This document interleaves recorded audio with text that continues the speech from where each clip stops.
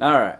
So again, to the dum-dums in the comments that said that the mil spec measurements are classified and no one has them except Colt. Anyway, I'll put a link in the description for just one of the many places online that are available for free. If you're a member of DefCAD, they have them. I'm just not paying for a membership to DefCAD. Anyway, if you saw my other video, I was guessing based on the trigger that I had that worked. Because again, if you see here, mil spec means open back. It's an M16. It's going to have an open back on it. Anyway, so I welded up all of my mil spec triggers, closing the back off. So the Atrius Super Selector, Atrius, however you say it, would work with my trigger. And I agree now, having seen where the wear marks are. I just made a wall this thickness right here in metal, and the extractor only goes back to just beyond this little notch here. Okay, so I welded in a wall right here, and then I just had to guess on where to, because I didn't pull up these drawings. I was just guessing, and I popped it in, and it worked. One of them worked anyway. Two of them worked. The third one wasn't working, and it was because I had ground off too much material here.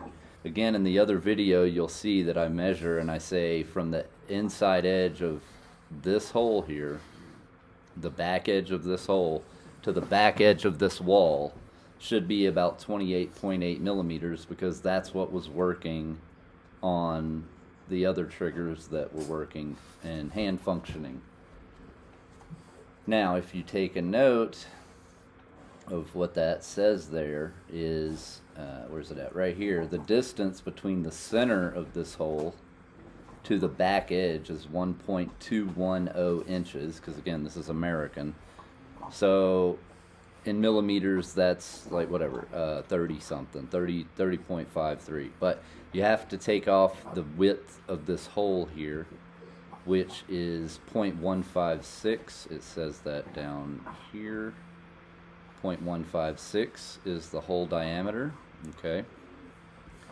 And then half of 0.156 is 0.078. And then 0.078, which is half of this hole, because we're measuring from the back edge, is 0.078 minus 1.21 is like 1.135 or 185, whatever.